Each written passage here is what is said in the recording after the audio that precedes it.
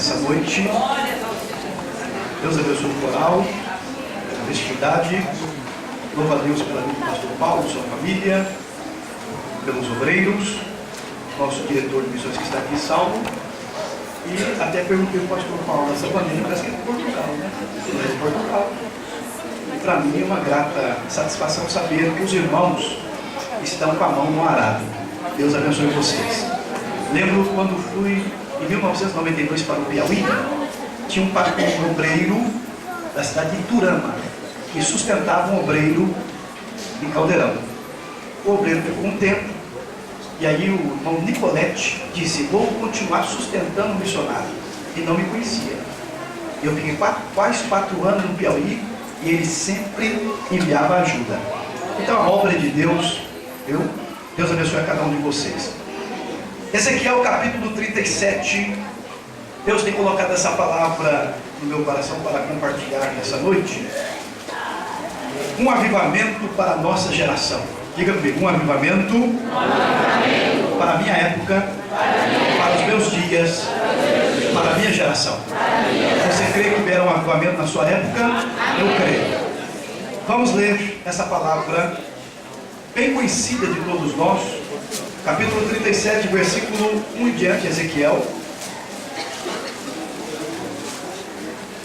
Estão dizendo aqui que tem um telão ali para quem não trouxe a Bíblia. Ezequiel 37, versículo 1.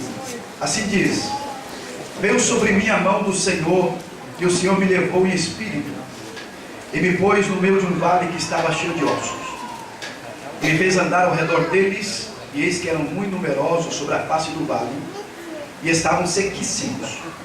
Ele me disse: filho do homem, poderão viver esses ossos? E eu disse: Senhor Jeová, tu o sabes. Então me disse: profetiza sobre esses ossos, e diz-lhes: ossos secos, ouvi a palavra do Senhor. Assim diz o Senhor Jeová a esses ossos: eis que farei entrar em vós o espírito, e vivereis. E porei nervos sobre vós, e farei crescer carne sobre vós, e sobre vós estenderei pele. E porei em vós o espírito, e vivereis, e sabereis que eu sou o Senhor. Então profetizei como se me deu ordem, e houve um ruído, enquanto eu profetizava. E eis que se fez um rebuliço, e os ossos se juntaram, cada osso ao seu osso. E olhei, e eis que vieram nervos sobre eles, e cresceu a carne, estendeu-se a pele sobre eles por cima, mas não havia neles espírito. E ele me disse: profetiza ao espírito, profetiza ao filho do homem, e diz ao espírito: assim diz o Senhor Jeová: vem dos 4 ventos, ó espírito, e assopra sobre esses mortos para que vivam. E profetizei como ele me deu ordem. Então o espírito entrou neles, e viveram, e se puseram em pé um exército grande em extremo. Versículo 11. Então me disse: filho do homem, esses ossos são toda a casa de Israel. Eis que dizem os nossos ossos. O que eles diziam? Os nossos ossos se secaram. O que mais? E pereceu a nossa. E que mais? E nós estamos cortados. Versículo 14. E porei em vós o meu espírito, e vivereis, e vos porei na vossa terra, e sabereis que eu sou o Senhor. Disse isto, e o fiz, diz o Senhor. Amém? Tome seu assento, Deus te abençoe. Meus queridos irmãos, para falar sobre um avivamento para a nossa geração, nós sabemos que a palavra avivamento tem muitas definições. E uma delas é que avivamento não são épocas normais da igreja na terra. São épocas ou dias sobrenaturais de uma visitação de Deus sobre o seu povo e sobre o mundo. Avivamento também é dias gloriosos com respeito à salvação de almas, uma abundância ou uma abundante salvação de almas nos 4 cantos da terra. Avivamento também é dias de refrigério, dias que Deus vem para renovar-nos, para refrigerar a nossa alma, para nos reanimar. Avivamento também é dias de milagres, sinais, prodígios e maravilhas. Dia que nós aguardamos, ansiamos e desejamos. Eu sei que o coral, eu sei que cada irmão, cada obreiro, cada irmã que aqui está, cada irmão tem um anelo, um desejo, que Deus manifeste outra vez a sua glória, o seu poder, a sua mão estendida. Nós vivemos épocas difíceis, mas Deus tem prometido um avivamento antes do arrebatamento da igreja, e eu creio que nós veremos esse avivamento no nome precioso de Jesus, amém? Agora, quando tomamos essa passagem bíblica, nós vamos entender que existe aqui alguns passos para o avivamento, e o primeiro é o que está escrito no versículo 11. Quando você lê o versículo 11, você vê que o povo estava consciente da situação. Eles estavam dizendo que eles estavam vivendo uma crise enorme. Veja que eles disseram: nós somos como os ossos, nossos ossos se secaram, pereceu a nossa esperança. Aqui vemos uma grande crise. Eles estão dizendo, parece para nós aqui agora, é um quadro irreversível. Nós estamos vivendo nesta crise terrível, não temos mais esperança, fomos cortados. E o primeiro passo para que haja um avivamento, por incrível que pareça, se chama crise. Se chama momento de escuridão. Se chama momentos que eu e você e a igreja está passando em Uberlândia, no Brasil e no mundo. Nós estamos vivenciando isso, uma crise sem precedente, uma crise que está assolando muitas pessoas. Pastor, como podemos provar isso? Se você for à escola dominical, em alguns lugares quase não tem alunos, é crise. Se você for à oração, é o culto que nós temos menos pessoas, isso significa o quê? É crise. Se você colocar a vida de muitos crentes diante do parâmetro bíblico, estão fora do parâmetro bíblico, vivendo conforme o mundo. O que é isso? É crise. Se você olhar no sentido geral para o mundo e para a igreja, e alguns pregadores e até obreiros estão em crise, e esse é o primeiro sinal de um grande avivamento que se aproxima sobre a face da terra. Quando a igreja passa por crise, quando parece que o diabo está ganhando, quando parece que as coisas estão sendo dificilmente para nós, que nós não estamos aguentando, ou como parece no momento que nós estamos vivendo, que é uma crise e uma escuridão, é nesse momento que a glória de Jesus outra vez vai ser manifestada no nome do Senhor dos Exércitos.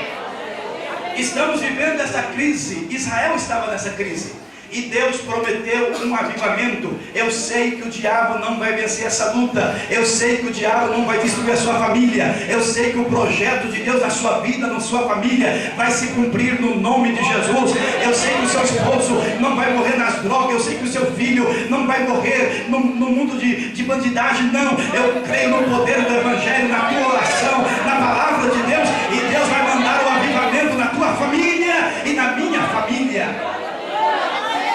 Aleluia! Então, meu querido irmão, a crise é sinal de avivamento.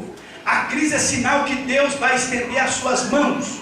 Outro dia eu ouvi um irmão da África dizendo sobre uma nuvem negra que cobria toda a terra, e Deus mostrou-lhe em sonho, numa visão, que de repente saía do céu como uma porta aberta, e ele via raios de luz entrando nas nuvens negras e abrindo o caminho, e toda a terra foi tomada com a glória de Deus. Eu sei que as nuvens negras estão cobrindo a face da terra. Eu sei que o diabo está irado e quer devorar-nos. Não temos aquela graça, aquele momento de oração que queríamos ter, que muitas vezes vamos para a oração e não conseguimos orar, queremos jejuar e não conseguimos, queremos ler a palavra e não conseguimos. É uma crise generalizada, mas Deus vai mandar a glória dele outra vez. Você vai sentir desejo de orar, de ler a Bíblia, de ser mais crente, de sentir a presença e a glória do Senhor.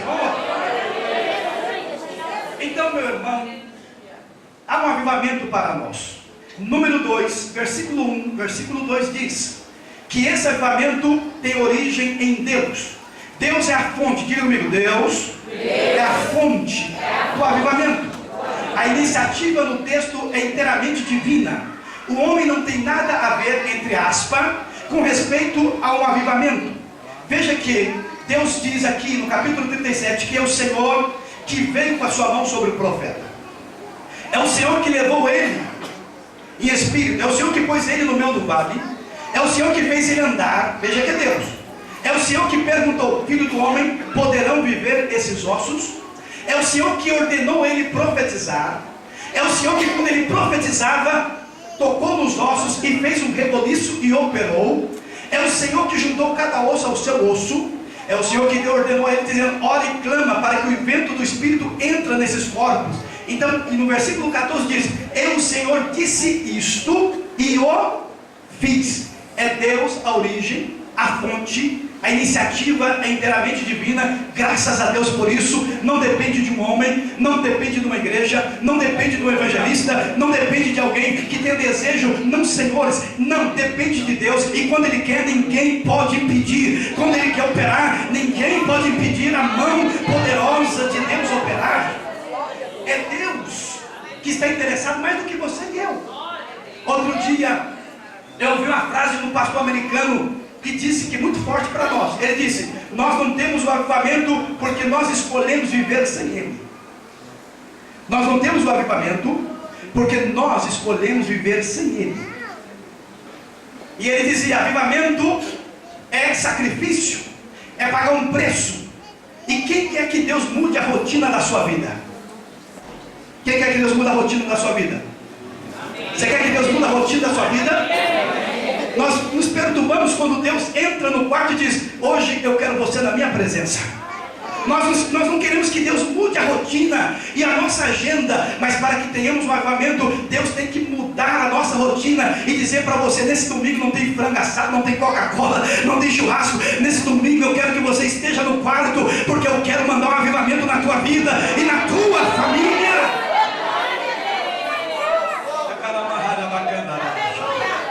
Eu cheguei na Colômbia como missionário e eu entrei no quarto. O pastor Satiro me convidou para pregar. Uma igreja grande de 4.000 membros. E eu cheguei lá e entrei no quarto. Passei o dia todo lá orando, lendo a Bíblia. E o missionário que estava lá, que não é da nossa igreja, graças a Deus, era de uma igreja de São Paulo, olhou para minha esposa e disse: cadê o Daniel? Aí ela disse: não, ele está orando. Orando? Não vai almoçar? Não. Tá doido? Eu acho que ele está dormindo o dia todo. Imagina, irmão, um missionário. Mas quando eu fui para o culto, Deus abençoou de maneira extraordinária.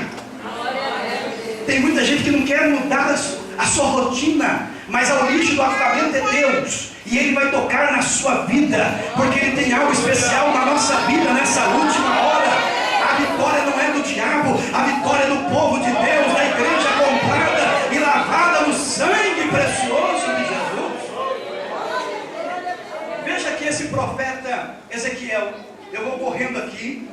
O terceiro passo é o profeta. Diga, o profeta sensível a Deus. Um homem sensível ao operar de Deus, ao ouvir a voz de Deus, ao tocar de Deus. Veja que na vida dele, se você nota aqui o versículo 1, 2, 3, não existe resistência. Ele não questiona. Deus pega ele aqui, coloca ali, leva para lá, traz para cá, vem para cá, e ele está livre. Não existe obstáculo, não existe nada que impede o mover de Deus na vida dele. Para que haja um avivamento, Deus tem que encontrar homens e mulheres sensíveis ao operar dele, à voz dele, ao agir dele. E como Deus encontra esses homens? Na oração, na comunhão, com uma vida no altar, na presença de Deus. Se você abrir a Bíblia em Ezequiel capítulo 1, versículo 1, você vai encontrar que ele estava num lugar terrível. Estava na Babilônia, ele estava junto a um rio, ele era cativo entre os cativos, ele não estava com uma vida tão boa como alguém pode imaginar, ele estava no exílio, mas lá a Bíblia diz: abriu-se os céus, e eu tive, diz lá o versículo, visões de Deus, no meio do cativeiro, num outro país, numa terra estrangeira, passando uma crise, passando momentos difíceis, mas ele era sensível a Deus, ele tinha comunhão com Deus. E é por isso que você não entende, até o diabo não entende. O crente está passando luta, prova, mas ele tem comunhão com Deus. E quando alguém chega para levar uma palavra, a irmã está doente, é ela que dá uma palavra de vida, uma palavra de esperança, porque ela, mesmo passando dores, enfermidade, dificuldade, ela tem uma porta aberta no céu, ela tem comunhão com Deus, ela sabe que isso é passageiro, que no mundo teremos aflições, mas Jesus venceu o mundo e nós somos mais do que vencedores. Aleluia! Deus está procurando esse homem, essa mulher, sensível a Ele, para que Ele possa trazer um avivamento. Não existe avivamento, eu disse, entre aspas, o homem não tem nada a ver. Mas o homem faz parte porque Deus permite, pela sua misericórdia, que o homem seja um canal de bênção. Porque Deus é onipotente, onisciente, onipresente, autossuficiente, não precisa de ninguém, não precisa de ajuda. Por isso Ele é Deus. Mas então por que eu preciso contribuir para a obra e Deus precisa do meu dinheiro? Por que eu preciso pregar para ganhar alma se Deus... Não, irmão, é porque a misericórdia de Deus alcançou a sua vida. Os planos de Deus não são alterados sem você ou com você, porque Deus é onipotente. Mas me entenda bem, mas Deus conta contigo por misericórdia, é a graça dele na sua vida. Você tem valor porque Jesus te amou, derramou sangue por você, ou derramou sangue. Ninguém aqui é insubstituível, Deus é insubstituível, Deus é único, mas você não é insubstituível na obra de Deus. Se você não quer, Deus levanta 10 no seu lugar, mas me escute, pelo amor de Deus, você também faz parte desse avivamento na comunhão, na oração, na leitura da palavra, sendo sensível a Deus e Deus te usando para a glória do nome precioso de Jesus. Eu ouvi um testemunho do pastor Tozer. Ele recebeu uma carta e ele dizia, quando ele recebeu a carta, ele dizia: essa carta é melhor do que a carta do presidente dos Estados Unidos. E alguém estava perto e perguntava: por que será? Que ele está dizendo que essa carta é melhor do que a carta do presidente dos Estados Unidos. E aí ele conta a história, que numa igreja pequena, um homem num culto se converteu ao evangelho de cor negra, e aquele homem foi à frente, aceitou a Jesus e terminou o culto. Ele esperou o evangelista que estava dirigindo o culto e disse para o evangelista: me dá uma igreja. O evangelista olhou assim: como assim? Me dá uma igreja? Aí ele disse: o senhor não veio hoje no culto a primeira vez? Primeira vez. E como que o senhor quer uma igreja? Ele disse: porque quando eu fui lá na frente, eu senti algo que eu nunca tinha sentido na minha vida. Eu senti os grilhões do pecado sendo quebrados. Eu senti uma paz que transcende todas as coisas. Senti um gozo e eu quero uma igreja. Aí o pastor, o evangelista disse: não tem como dar uma igreja para o senhor. O senhor não aceitou hoje, né? Hoje. Não existe esse negócio. Aí aquele homem saiu, foi embora. Passou-se um mês, aquele homem voltou. Assistiu o culto, terminou o culto, ele procurou o evangelista. E o evangelista: pois não, tudo bem? Tudo bem. E aí, resolveu me dar uma igreja? Aí o evangelista disse: mas não faz um mês que o senhor veio ao culto e agora o senhor voltou? Ele falou: sim, senhor, eu voltei e eu quero uma igreja. Aí o evangelista começou a ficar nervoso, né? O senhor está pensando que eu tenho igreja? O meu bolso está cheio de igreja para dar para um, para outro, para outro? Ele falou: peraí, meu senhor, aquele dia que o senhor disse que não me daria uma igreja, eu saí daqui pela porta, peguei aquela rua lá, entrei lá no meio do mato, encontrei uma caverna perto de um riacho e entrei na caverna e passei 21 dias na caverna bebendo da água do riacho e disse para Deus: vou passar aqui 21 dias orando para saber se o Senhor me chamou para pregar ou não. E quando eu estava orando nesses 21 dias sem comer, só bebendo água do riacho, Deus veio lá na caverna e me disse: eu te escolhi para pregar o meu evangelho e tu colocarás as mãos sobre os enfermos e eles serão curados. Aí o evangelista disse: ai, ai, ai. Falou: pera, eu vou tentar, vou ver se resolve o seu problema. Chamou alguns presbíteros e disse: o que vamos fazer com esse homem? O nome dele era Dumas. O que vamos fazer com esse homem? E aí disseram: ele tem gramática? Não. Ele tem teologia? Também não. Ele não é convertido. Ele não tem nada, nada. Mas ele quer uma igreja. E agora ele disse que entrou na caverna, passou 21 dias e Deus falou que ele vai ser pregador e vai orar pelos enfermos, os enfermos vão ser curados. Aí os presbíteros disseram: ah, temos uma ideia. Sabe aquela igrejinha pequenininha de 5 irmãos lá no meio do mato? Sei, coloca ele lá. Os irmãos não vão aguentar ele, porque não tem gramática, não tem teologia, não tem nada, e vão expulsar ele, vão rejeitar ele. Aí veio lá por Dumas, aquele novo convertido, olhou para ele: resolvemos o seu problema? Resolveu? Sim, tem uma igrejinha assim, pequenininha, só 5 pessoas. O senhor vai para lá? Vou. Passou-se 10 anos. Pastor Closer com a carta daquele homem, dizendo: essa carta é melhor do que a carta do presidente dos Estados Unidos. Por quê? Porque aquele homem, hoje, depois de 10 anos, a igreja dele tem 1.200 membros. E aqueles irmãos que desprezaram, que coloca ela no canto, a igreja continua pequenininha. E aí ele disse: você está pensando que Deus não usa um homem simples, debaixo da unção e do poder do Espírito Santo?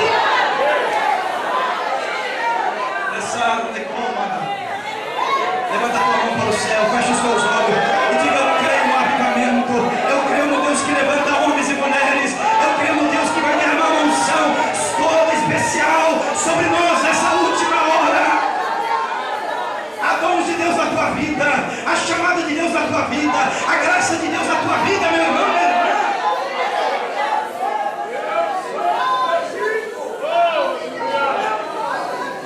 Essa é a mão de coração e de coração.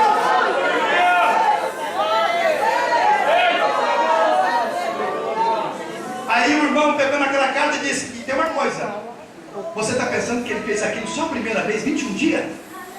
Parece que foi no mês de setembro ou novembro que ele fez aquilo. Parece que era o dia 17 de novembro ou de setembro, eu esqueci a data agora, um desses 2 meses. Aí diz que todos os anos ele beija a esposa, ele beija os filhos, despede da esposa, despede dos presbíteros e diáconos da igreja e vai lá para a caverna, todos os anos. E passa 21 dias na presença de Deus. Todos os anos. E é por isso que Deus trouxe um avivamento. Porque Deus precisa de homens. E aonde estão eles? Aonde estão eles? Aonde estão eles dizendo: eis-me aqui, Senhor. Eu sei que você está ouvindo o sussurro do Espírito Santo, que tem te cobrado e me cobrado também. Vai para a oração, vai para o jejum, vai para a consagração. E quando você entra, você sabe que a glória de Deus se manifesta, que Deus manda avivamento, que Deus opera, que Deus faz milagres. O nosso Deus não mudou. O nosso Deus continua o mesmo. Ele está precisando de homens e mulheres sensíveis, que ouçam a voz dele de madrugada. Ele diz: levanta agora, porque eu preciso de alguém na intercessão, porque eu quero dar livramento, porque eu quero curar, eu quero operar milagres. Aleluia! Nós não estamos brincando de ser crente, é coisa séria. Deus ainda fala ou não fala? Mas às vezes nós temos o quê? Tanta coisa, né? Tanto obstáculo, tanta resistência à voz do Senhor. Num culto assim, a gente ouve a voz de Deus, vou orar mais, sai do culto. Você sente um desejo ardente de fazer algo mais, um pouquinho mais. E tem uns que já fizeram no início e estão estacionados, parados, mas Deus está dizendo: é você, é você, é você. Eu conto com você. Eu estou buscando você. Entra na minha presença e tu verás a minha glória. Entra na minha presença e tu vai ver o que eu vou fazer na tua família, na vida do teu filho. Não está perdido não. Deus tem um avivamento. Deus vai visitar o teu lar. Deus vai visitar a tua família. Deus vai visitar a tua casa.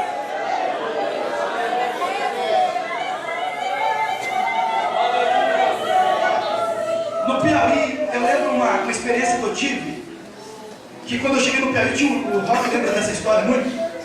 Tinha um irmão chamado irmão Rock, porteiro da igreja, e o pai dele se chamava Isidoro.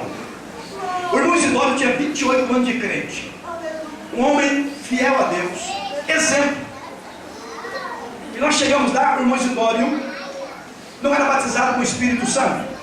O irmão Rock, que era o porteiro, também não era batizado. Uma cidade pequena, simples. E eu comecei a orar: Jesus, batiza-os.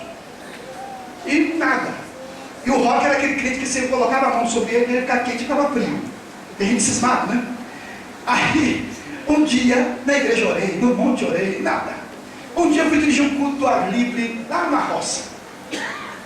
À noite, a luz de lampião. Mas no dia, durante o dia, eu disse para o irmão Rock, para o Adão, novo convertido, de 15 anos, um adolescente, e mais 3 filhos do irmão da fazenda: vamos orar atrás da fazenda, para Deus abençoar o culto à noite. Ok. Fomos lá orar. Nós estamos orando, todo mundo de joelho, entre cactos, pedra. Estamos orando lá. De repente Deus falou ao meu coração: quero batizar com o Espírito Santo. Eu falei: Senhor, peraí. Eu orei no monte, eu orei na igreja, o Senhor me batizou. Agora aqui eu estou orando para o Senhor salvar. Mas Ele é soberano. É Ele que manda, não é eu, não é você? Por isso que a Bíblia diz que de repente, estamos todos reunidos no mesmo lugar. Essa palavra de repente significa soberania de Deus. É na hora que Ele quer, no dia que Ele marca. E quando Ele marca, e a hora que Ele marca, chega a bênção e ninguém impede. Hoje uma irmã me disse: Daniel, eu li no livro, foi minha esposa que me disse: Daniel, eu li no livro que quando Deus abre a porta, nem os anjos, nem o diabo, nem os homens do mundo inteiro pode fechar. Se Deus abrir a porta, chegou a hora. Por isso que diz lá em Apocalipse: eis que pus diante de ti uma porta aberta. Não vou abrir, pus uma porta aberta e ninguém fechará. Quando chega a hora da tua bênção, não tem demônio, não tem nome, não tem médico, não tem juiz, não tem advogado, não tem ninguém que trava a tua bênção, porque se Deus abriu, ninguém vai fechar. Oh, aleluia! Oh, aleluia! E aí, meus irmãos, eu falei: Jesus, mas eu estou orando para o Senhor salvar, o Senhor quer batizar. E aí eu pensei: bom, o Roque estava ajoelhado ali, o Adão ali e outros irmãos ali. Eu falei: se eu botar a mão no Roque, eu sei que ele vai ficar gelado, né? Então não, vou no novo convertido. Quando eu coloquei a mão no novo convertido, de 15 anos de idade, ele disse: pastor, eu estava quase dormindo, nordestino, né? Mas quando o Senhor colocou a mão, eu senti um fogo no meu coração. Sabe o que aconteceu? Quando eu coloquei a mão no adolescente, ele sentiu um fogo e foi batizado. Eu não falei nada, só coloquei a mão. Jesus não batiza. Quando eu falei assim, Jesus batizou com o Espírito Santo. Quando ele batizou Adão, na mesma hora o Roque foi batizado com o Espírito Santo, sem colocar a mão sobre ele. Depois foi o filho do irmão batizado. E o Roque corria para lá e para cá, falando isso no meio do mato. Isso. Alguém passou do outro lado da cerca e diz: lá os crentes no bode berrando. Estava berrando, não, irmão. Estava falando línguas estranhas, cheio do Espírito Santo, cheio da glória de Deus. Aleluia! O Roque batizado com o Espírito Santo, filho do irmão Isidório. Fomos para a oração na casa do irmão Isidório. Uma casa simples, chão duro, a luz de lamparina. Ajoelhamos lá no chão em terra e começamos a orar. De repente aquele Roque que era tímido levantou, foi lá no pai dele. O pai dele estava ajoelhado no curetinho, eu no outro. Ele veio no pai dele: Senhor, 28 anos de crente, o pai dele, batiza meu pai também com o Espírito Santo. Aí o pai dele gritou uma coisa que eu não esqueço: Senhor, me faz um vaso novo. O Roque, o filho: batiza meu pai. E ele gritou mais alto: Senhor, me faz um vaso novo. Aí eu parei e disse assim: Jesus não vai aguentar essa oração. O camarada, o cabra, né? Tem 28 anos de crente fiel, o exemplo, e dizendo: me faz um vaso novo? Aí eu coloquei a mão no ombro dele, de joelho, estava perto dele. Coloquei para ele: Jesus, batiza mesmo. Aí ele gritou mais alto: me faz um vaso novo. E naquela hora Jesus fez dele um vaso novo, encheu do azeite, e ele foi batizado com o Espírito Santo para a glória do nome de Jesus. Deus precisa de alguém, meu irmão. Deus precisa de você. Eu não queria fazer isso, mas eu vou fazer. O Paulo já fez, ele me deu liberdade. Põe a mão no ombro do Senhor, e eu para ele: Deus precisa de você. Segura ele aí, segura no ombro dele. Na oração, na vigília, no jejum, na leitura da palavra, na santidade, porque Deus vai te usar nesse avivamento. Minha irmã, Deus vai te usar nesse avivamento. A tua vida aqui não é por acaso. Você não está nessa família por acaso. Você não está nesse bairro por acaso. Você não está nessa firma e nessa empresa por acaso. Você não está nessa faculdade por acaso. Deus vai te usar. No nome de Jesus, o avivamento de Deus virá.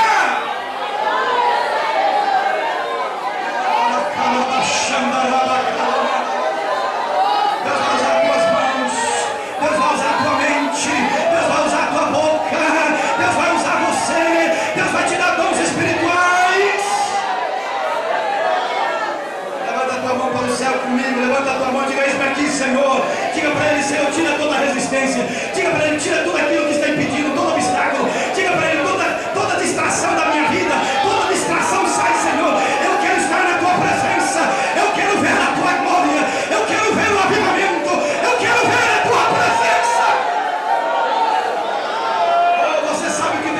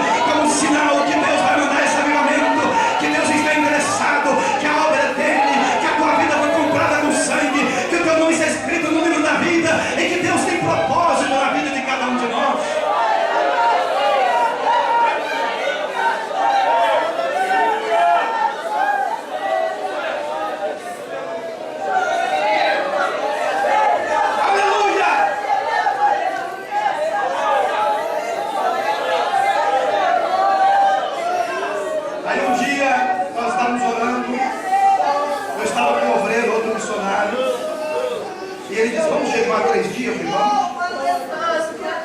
Vamos jejuar da manhã até na hora da janta. Por quê? Primeiro dia, entregávamos na hora depois do culto o jejum. Segundo dia, depois do culto. Terceiro dia ele disse, não aguento mais. Eu vou comer antes do culto. Eu falei, não, eu vou depois mesmo. Aí 3 dias. Aí estávamos na igreja, ele pregou e chamou os irmãos para receber o batismo. Eu ajoelhei na cadeira de macarrão. Sabe qual é a cadeira de macarrão? Sabe, né? Quem não sabe, né? Ajoelhei lá e deixei ele orando pelo povo. Estou de joelho. Deus batiza mesmo. Tem misericórdia. Aí ele ora e ninguém é batizado. E eu estou lá. De repente Deus falou no meu coração, não te mandei eu. Aquele versículo que Deus falou com Josué. Só que quando Deus fala, você entende a interpretação. Você tem a interpretação. Eu entendi que Deus fazia, levanta e coloca a mão, porque eu estou te ordenando a fazer isso. Aí eu fiquei de joelho ainda e disse, Senhor, eu não vou fazer isso, porque o missionário está orando e o Senhor não batizou, mas eu vou lá colocar a mão, parece que uma coisa. Não, Senhor, continua orando. Quando eu continuo orando, a voz vem mais forte, não te mandei eu. Isso se chama sinceridade. E como eu consegui isso? 3 dias de jejum. Hã? E nós não oramos nem jejum como devemos, e aí Deus passa para lá, Deus passa para cá. Deus falei, hã? Aonde? E Deus, quero te usar, mas você está insensível. Aí eu levantei e, irmão, não falei nada. O missionário já tinha orado uns 20 minutos e nada. Eu só coloquei as mãos, irmão. Jesus batiza. Na mesma hora. Glória a Deus. Era eu? Não.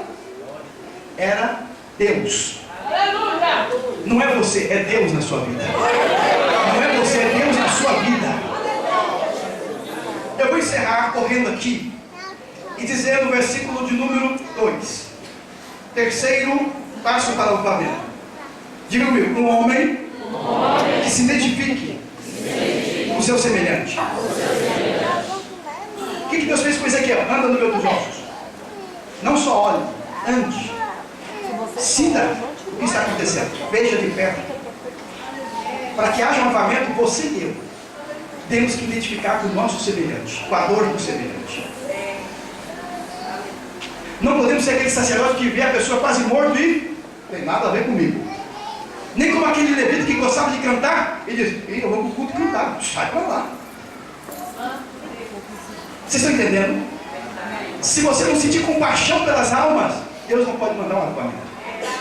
Deus não pode mandar um avivamento na sua família. Se você não chora pelos seus, se você não derrama lágrima pelo teu filho que está indo de braços largos para o inferno, se você não tem visão da eternidade, que essa vida é tão passageira e tão efêmera, e que a eternidade que é a vida verdadeira, se Deus abrisse os nossos olhos para a eternidade, para a eternidade, pelo menos um segundo, todos nós mudaríamos de vida no sentido espiritual, oraremos mais, seremos mais crentes, mais fiéis, porque a eternidade é uma realidade, irmãos, que não podemos imaginar, a nossa mente finita.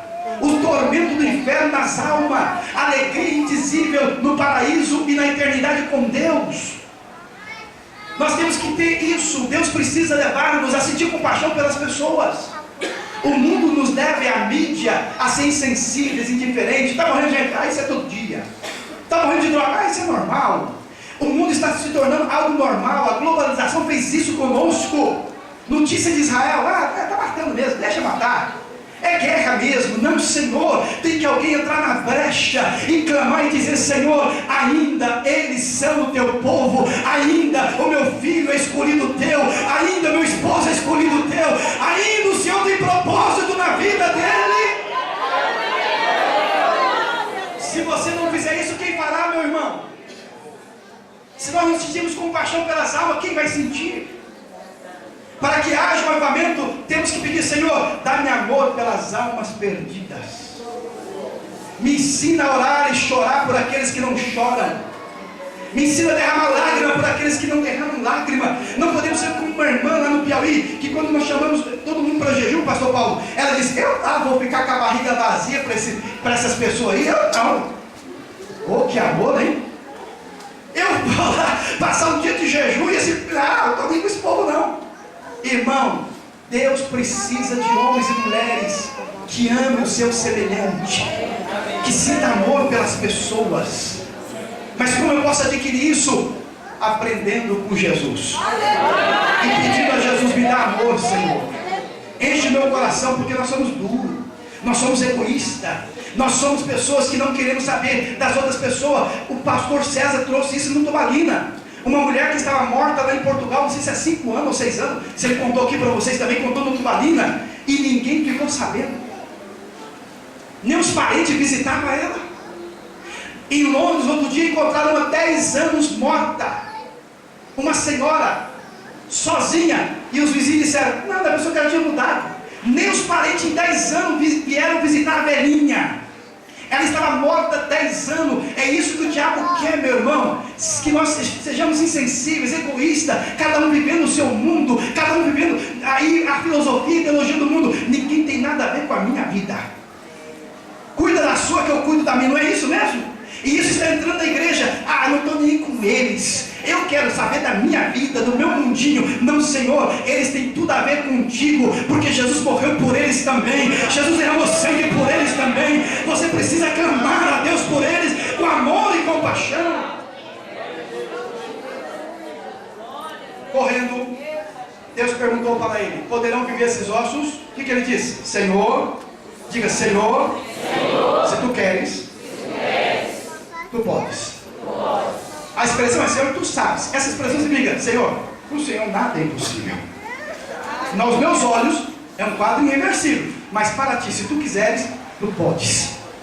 Crê num Deus grande e poderoso, que pode reverter qualquer situação e qualquer quadro irreversível. Você pode dizer: Senhor, eu não posso, não tem jeito, está tudo morto, está acabado, a minha família já era. Mas se o Senhor quiser, tu podes, porque todo o poder foi te entregue nos céus e na terra. Tu podes todas as coisas. Outra coisa para o avivamento: a palavra. Diga: a palavra. E ele profetizou como havia recebido a ordem. Pregar a palavra como ela é, irmãos. As doutrinas.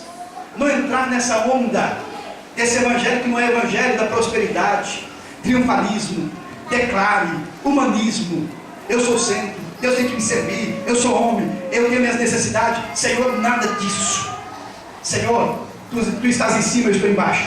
Tu és Senhor, eu sou servo. Tu és Criador, eu sou criatura.